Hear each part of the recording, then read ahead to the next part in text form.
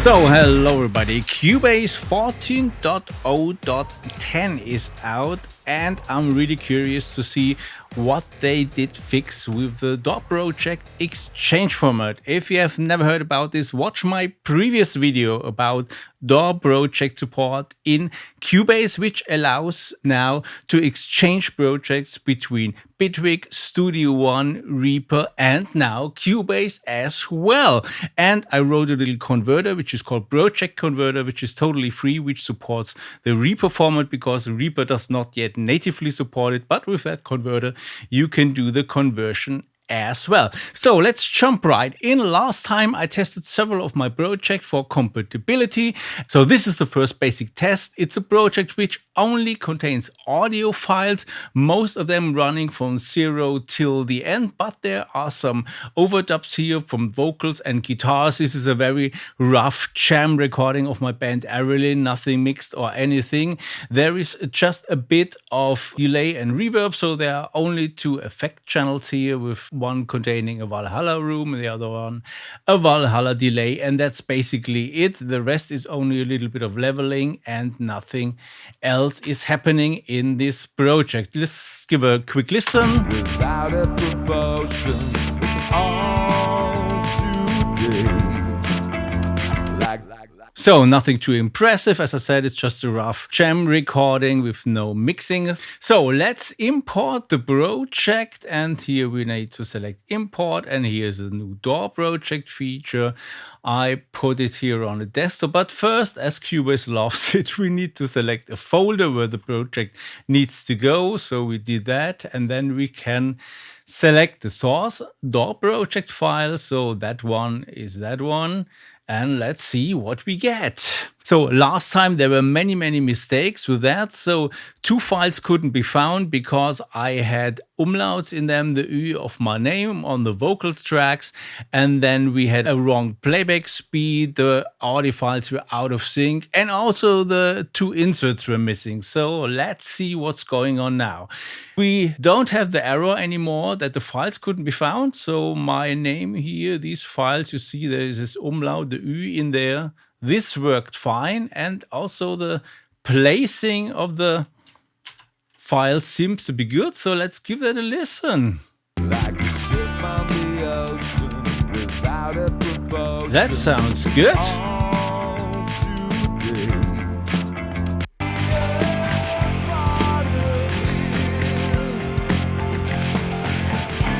So it seems Steinberg took that serious, so everything's in sync now, files could be found.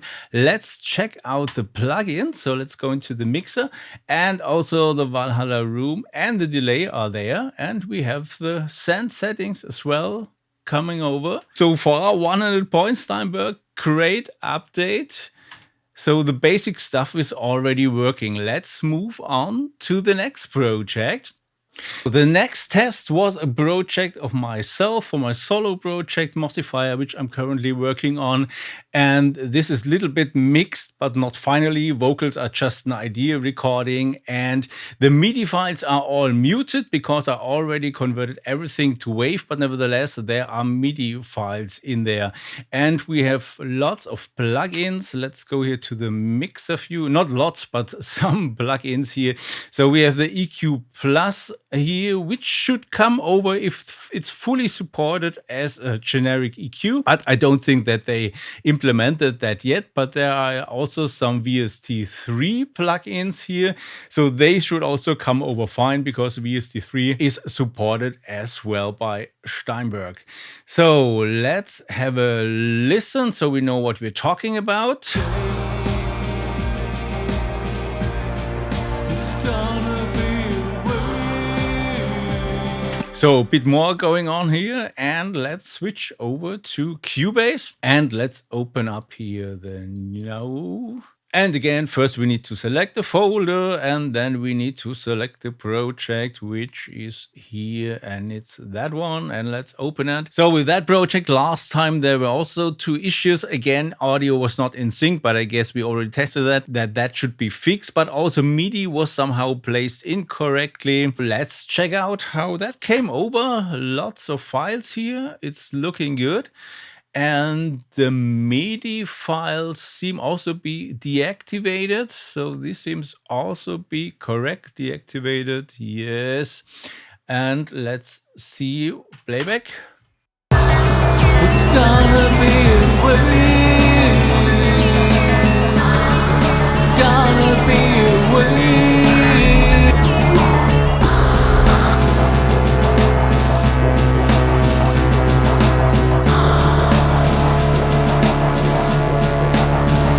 So it seems to be that most of the WAV files are working, but with the vocals, I think I did some editing. Okay, we cannot see that here. We need to switch over to Bitwig. So here with the vocals, I guess, oh yeah, it's complicated here. You see, the start is somewhere in between of the playback because I just moved that around as I needed it here. So I guess that is something they can currently not yet deal with it. So as a workaround, you could consolidate this clip to work around, but it seems this is not fixed yet. So something to report as well again. But let's check out the mixer. So the plugins came over. I'm not sure about the EQ, if they maybe put it in here. No, it doesn't look like that. So EQ, as I suspected already, it's not coming over, but at least plugins are here. So this is nice. It's an improvement, but there are still two issues here with that project. So the last test tested a Cubase project, which I did mix the full song again for my band Erilyn. And this was a release in 2022. And with that project, we got an invalid CN header when I tried to open it in Bitwig, and Studio One opened it, but the playback was totally out of sync and there were some drum tracks missing. So yeah, also lots of issues. So I'm curious what will happen this time.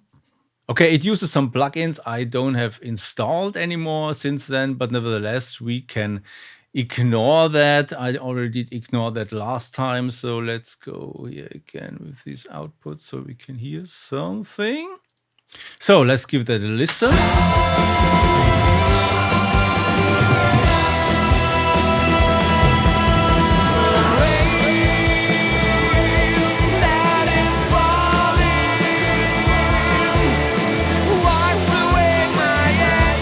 So still sounding nice, even with some missing plugins, but let's see what we still have here.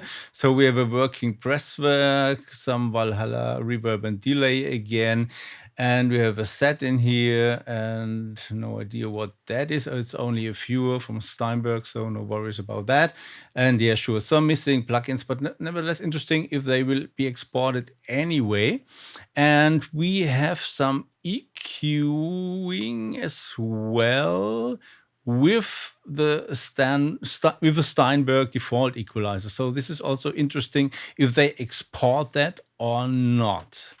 Okay, so let's give that a check and let's say export DAWproject. And again, this is called the rain. So, as I mentioned already last time, this took quite a bunch of time to finish the export. I cut that out in the video, but it took about 2.5 minutes to do the export. So this is something I guess they could also work on to improve that a bit, because this is, yeah, it's slow. So, but let's see if it worked. So I did switch over here to Bitwig and let's open the export. Okay, so no real improvement here. Same issue, sadly. Let's see what we have in Studio One. So let's see what we get here. Let's open it here. Okay, how does it look? It looks like a project, but let's have a listen.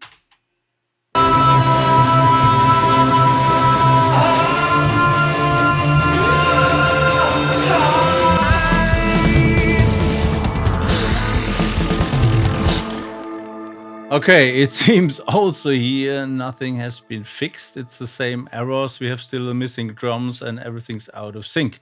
So it seems currently only the import issue got fixed with the WAV files and the plugin files, but not the other thing. So let's hope for the next version. But I wanted to show you a bit more of issues which not only Bitwig has. So I did quite some work also on my Project converter. So also there's a new version available which fixes quite some issues also with time changes. And I really did the insane implementation to implement linear time changes from Reaper to DAWproject, not yet the other way around because my head was going to explode. But nevertheless, I have here a quite complex project which I could not open in any of the DAWs successfully. So here's my test project for complex tempo changes. It's actually here in BPM 120, but then there is a tempo change directly at the beginning at 76 BPM. Then there is a clip here at the second measure, and then we have just in between at measure 4, we have a BPM change of 100. And there's another clip at 5 here, and then there is a linear tempo change from 120 to 138 with another clip. So this can be the killer application here. And yeah, let's try to open it. So I did convert that with my tool, and from what I understand, what is an output file should be correct. When I open that in Bitwig with the DAWproject file, it's not that bad. We have here the clip at the second measure. At the beginning, we have 76. And at bar 4, we have 100. And there's also then the next clip. But then it gets adventurous because here we have the tempo increase. Yeah, because the tempo changes are actually here in seconds and not at the measure positions. That's also something I did report to Bitwig. I hope this gets fixed as well. So that's how it looks in Bitwig. Let's have a look at that in Cubase. I think the folder.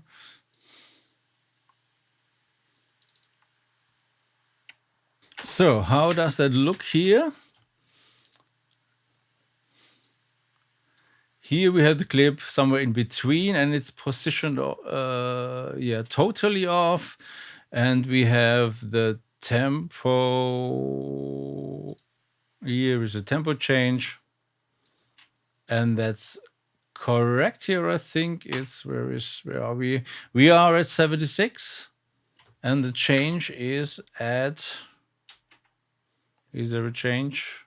The change is at bar 4, which is also correct.